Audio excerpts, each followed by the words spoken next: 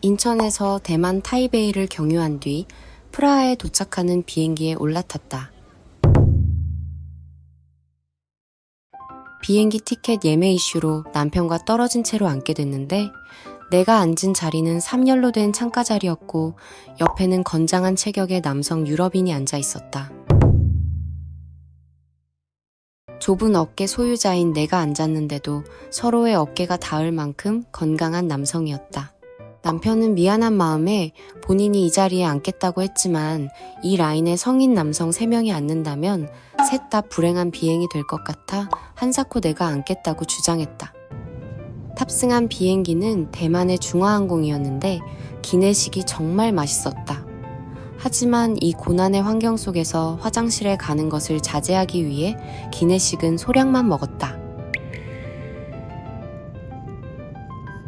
비행기 스크린 화면을 만지작거리다가 웬 채팅 알람이 떠있길래 확인해봤더니 남편이 보낸 메시지였다.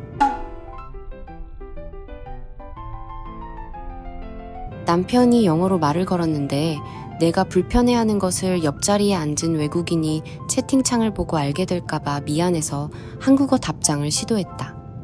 다행히 눈치를 챈 남편과 한국어로 대화를 주고받았고 타이베이 레이오버 때 땀 흘리며 돌아다닌 덕분인지 긴 비행시간 동안 깨지 않고 잠을 푹 잤다.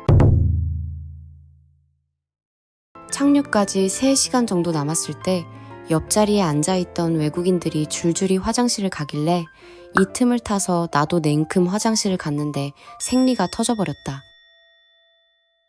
원래 보름 전에 터졌어야 할 생리가 첫 유럽 여행에 대한 긴장감 때문인지 계속 늦어지다가 프라하에 도착하는 날 비행기 안에서 시작해버린 것이다.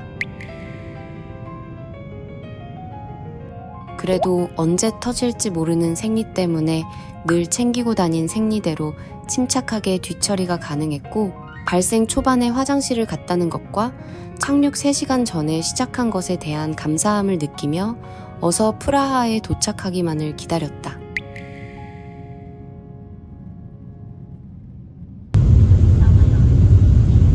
잊을 수 없는 비행기 에피소드를 뒤로하고 도착한 프라하.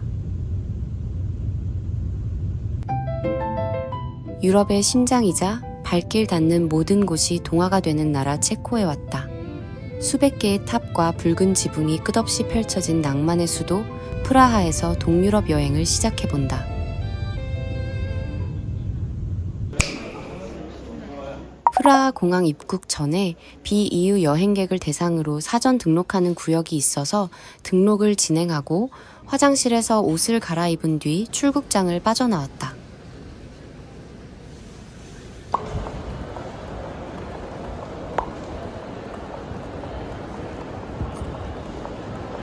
제2게이트 앞에 있는 하늘색 ATM은 수수료가 무료여서 여기서 현금 인출하는 것을 추천한다.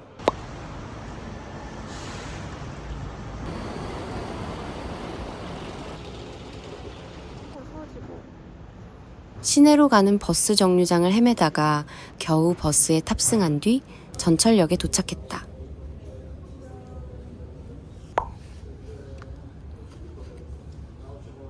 프라하 교통권을 구매하는 방법은 다양한데 우리는 프라하 교통 앱 PID를 이용했다.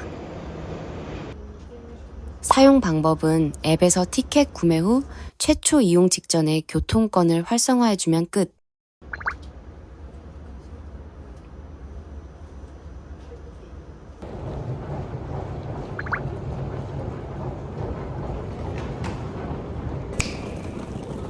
드디어 프라하의 상징인 돌길을 밟아본다.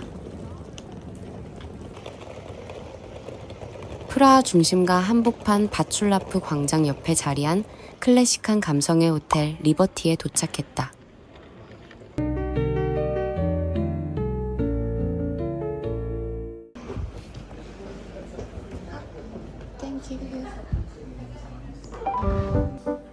호텔 로비의 규모는 아담하지만 클래식한 인테리어와 톡톡 튀는 소품들이 옹기종기 놓여있는 세련된 공간이었다. 체크인 시간보다 일찍 도착했기 때문에 짐을 맡긴 뒤 커피를 마시러 나왔다. 일요일에 그런데 진짜 그게 없는 데가 많더라. 그러니까 일요일에 문 닫는 데가 많네.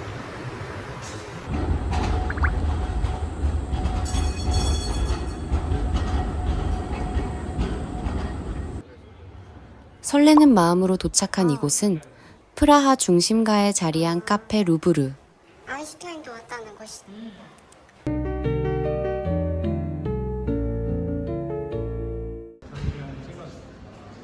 와. 굿즈. 1902년부터 이어져 온 프라하의 대표 카페 중 하나로 카프카와 아인슈타인도 머물렀던 역사적인 장소다. 웨이팅. 아침에 이렇게 왔는데. 아침 일찍 왔는데도 웨이팅이 있었지만 다행히 10분 뒤에 바로 입장했다. 아침 8시부터 11시까지는 아침 메뉴판을, 11시 이후에는 점심 메뉴판을 주기 때문에 방문하는 시간에 따라 주문할 수 있는 메뉴가 달라진다. 우리가 착석한 시간은 10시 55분. 그래서 아침 메뉴판을 받았다. 커피는 카푸치노와 플랫 화이트를, 디저트는 바삭한 머랭과 크림, 그리고 베리가 올라간 파블로바를 주문했다.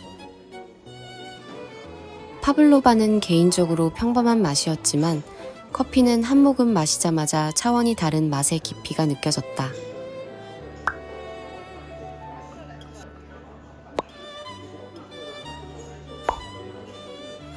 엄청 뜨거워서 너무 뜨거운데?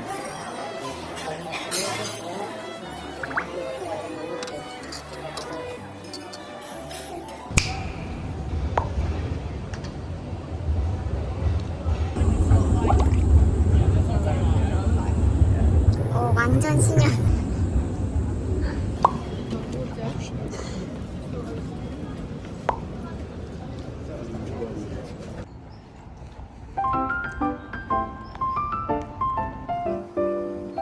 프라하에 오니까 차보다 사람이 먼저인 교통 환경이 제일 낯설었다.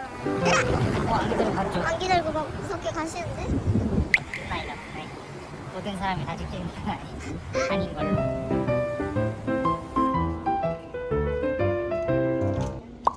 1142년 프라하성 근처에 세워진 스트라우프 수도원 안에 있는 양조장으로 수도원 양조 전통을 바탕으로 만든 수제 맥주를 즐길 수 있는 곳이다.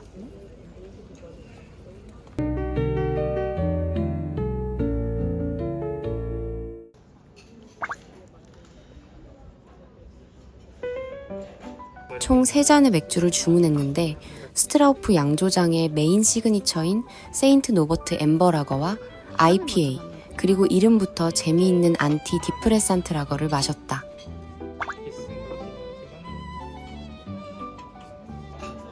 음식은 체코식 육회인 타타라크와 호불호가 없는 돼지 폭립을 주문했다.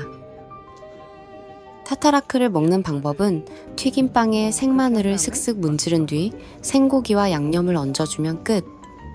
뭐 고추 같은 거 같은데. 뜨거워요? 오, 진짜 뜨겁다.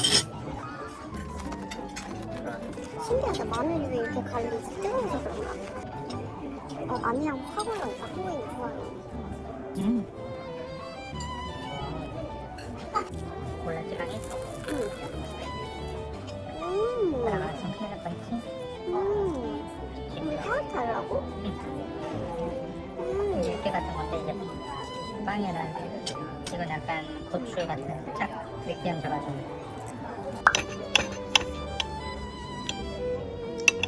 왠지 이거는 짜서 빵이랑 뭐가 될 것 같아. 수도 있어.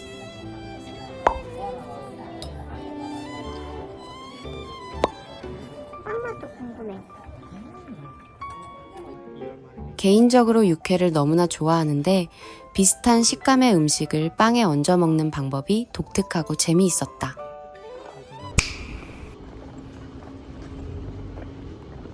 만족스러운 첫 식사를 끝내고 소화도 시킬 겸 느긋느긋하게 프라하성까지 걸어갔다. 너무 느려. 아니 근데 너무 귀여운 거 아니야?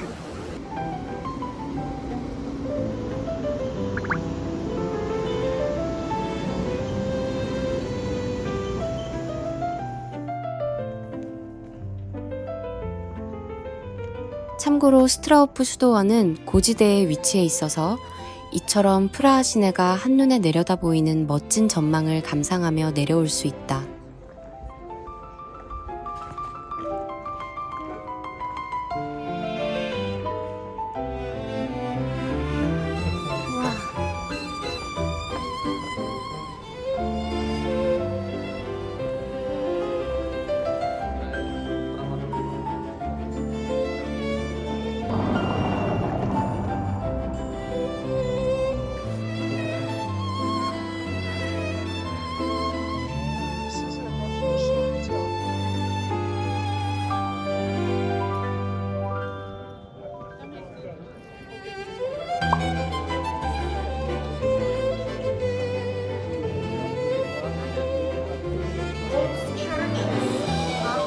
근데 3시 20분에 닫는다는데? 위에가? 5시까지 운영하고 4시 입장 마감으로 알고 있었기 때문에 여유 있게 방문했는데 데스크에서 3시 20분까지 입장 마감을 한다고 안내해 주셨다. 알고 보니 우리가 방문한 9월 28일은 체코의 국경일로 프라하성 내부 시설 운영 시간이 평소보다 짧게 운영됐던 것이다. 현재 시간 2시 54분. 입장 티켓은 내일까지 유효했지만 내일은 독일 드레스덴 투어 일정 때문에 무조건 오늘만 성 비투스 대성당을 볼 수 있었다. 하는 수 없이 빠르게 성 비투스 대성당과 바실리카를 관람하기로 했다.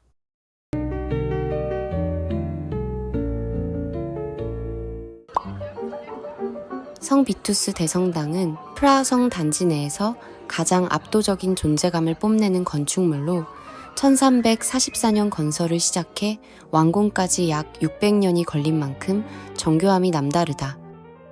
하늘로 높게 솟은 첨탑과 화려한 조각이 눈에 띄었다.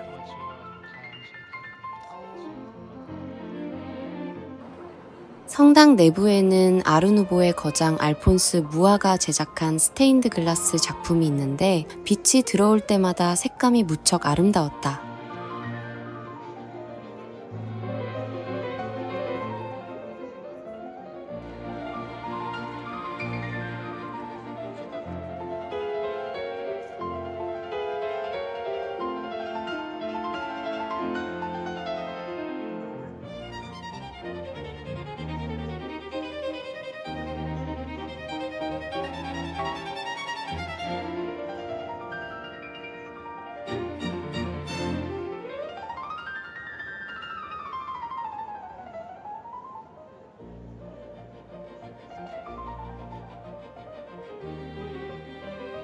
영상으로 담기지 않는 웅장함과 신성함을 차분히 감상하고 싶었지만 우리에게 허락된 시간이 매우 짧았기 때문에 감탄과 아쉬움을 뒤로 한 채 서둘러 성 이지 바실리카로 향했다.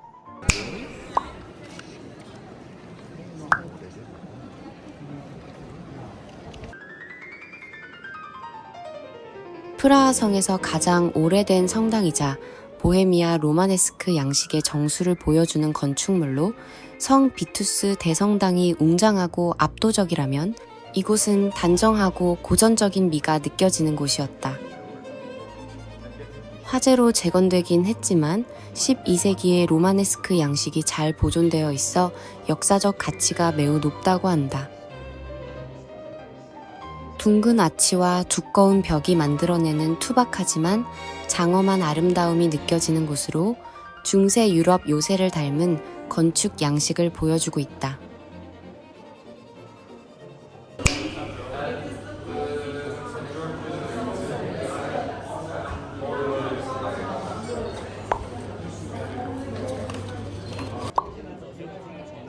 다음은 아기자기하고 동화 같은 분위기를 풍기는 황금소로.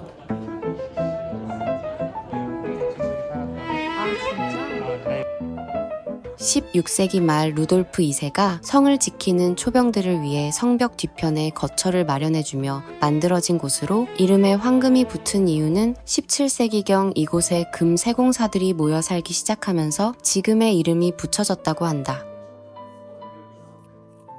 집들이 정말 작고 천장이 낮은 게 특징인데 당시 점술가의 집, 약초꾼의 집, 갑옷 제작소 등이 그대로 재현되어 있어서 중세의 기록을 엿보는 재미가 쏠쏠하다.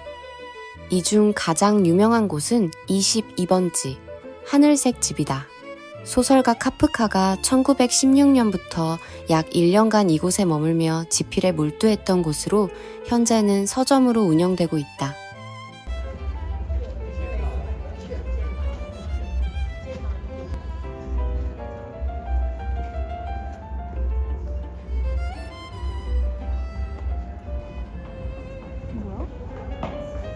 황금소로를 걷다가 우연히 방문한 장소 달리보르카 탑.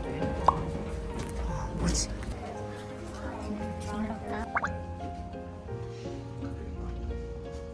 15세기 말 프라하 성의 방어시설로 지어졌다가 감옥으로 사용된 탑이다.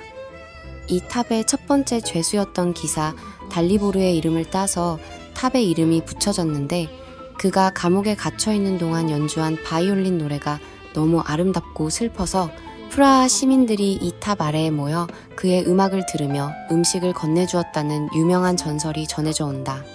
이런 데가 감옥인가 봐.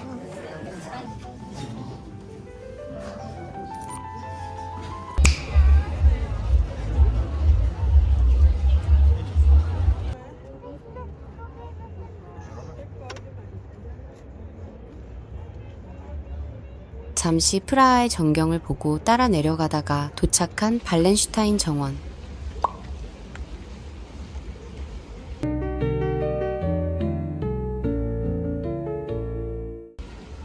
(30년) 전쟁의 영웅이었던 알브레이트 폰 발렌슈타인 장군이 자신의 권력을 과시하기 위해 지은 발렌슈타인 궁전으로, 현재 궁전은 체코 상원의회 건물로 사용되고 있고, 정원은 많은 여행객들이 찾는 명소 중 한 곳이다. 공작새들이 자유롭게 노니는 게 특징인데, 하얀 공작새가 이곳의 명물이라고 한다.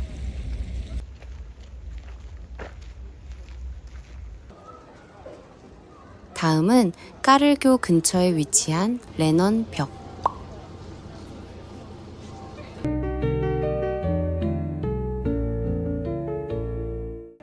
존 레넌을 추모하며 시작된 그래피티 벽으로 공산주의 시절 체코 젊은이들의 자유와 평화의 상징이 된 장소다. 그 빌리는 어떻게 썼냐?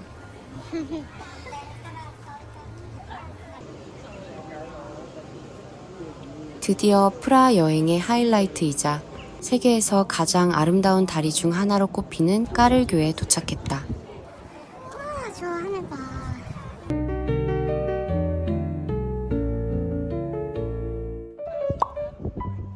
프라하에서 가장 오래된 다리로 다리 양옆으로 15개씩 총 30개의 성인상이 세워져 있다. 이 중 가장 인기 있는 조각상은 성냥 네모무스키. 동상 아래의 청동 부조를 만지면 프라하에 다시 오게 된다는 전설로 유명하다.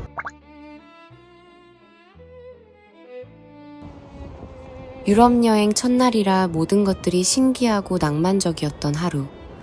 산책하기 딱 좋은 선선한 날씨와 이국적인 풍경 덕분에 1분 1초가 꿈만 같고 아름다웠다.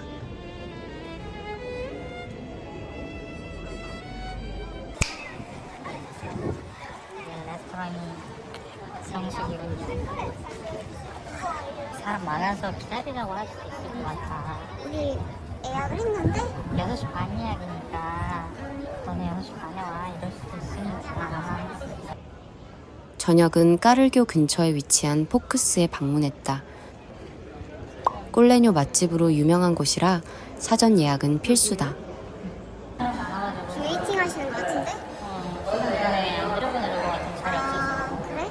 딴 거. 6시 반에 6시 반 예약이었지만 자리가 있었는지 곧바로 테이블로 안내해 주셨다.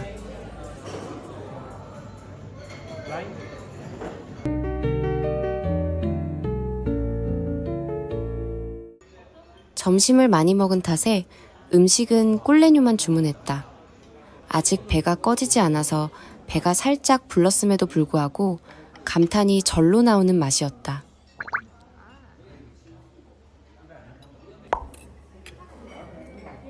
꼴레뇨는 입안에서 사르르 녹고 맥주는 맛이 굉장히 깊고 풍부했다. 인생 첫 흑맥주를 이렇게 시작해도 될까 싶을 정도로 완벽했고 배가 부른 상태에서 방문한 게 너무 아쉬울 정도였다. 근데 렌터 진짜 맛있다. 맥주가 맛있어. 아니 약간 밀맛처럼 뭔가 막 약간 안 좋은 것 같아.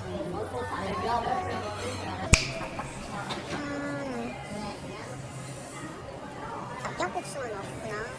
호텔로 돌아가는 길에 마트에서 납작 복숭아를 사려다가 실패하고 두 번째 마트에서 간단한 간식을 구입한 뒤 호텔로 복귀했다. 나 너무 배불러. 배부르고 힘들지. 우와. 완전 귀여운 안 보였어. 커피. 나는 지금 너무 걔가 신기하다. 있는지도 몰랐어. 우리는 스탠다드 룸을 예약했는데 운 좋게도 룸 업그레이드 서비스를 받았다. 네 신혼여행 왔어요? 우와. 진짜 이렇게 많이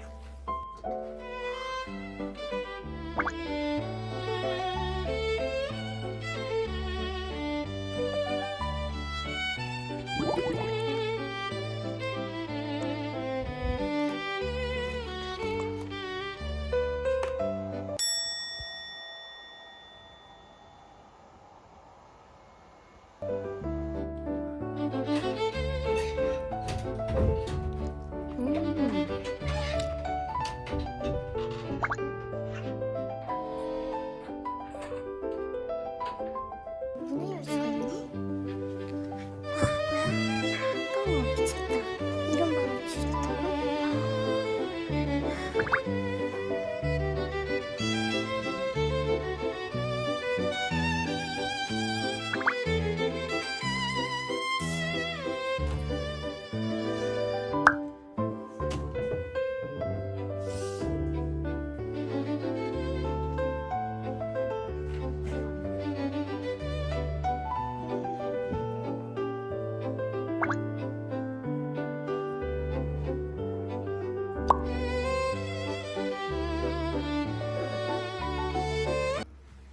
왜? 아, 밑에 냉장고 있어?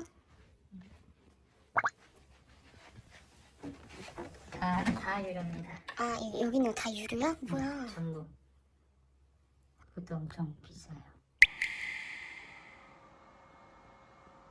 내가 봤을 때 그래도 어디 한번 하나만 걸려봐 해가지고 방 업그레이드 해주신 거 아니야? 물은 무료겠지? 물은 무료야. 여기에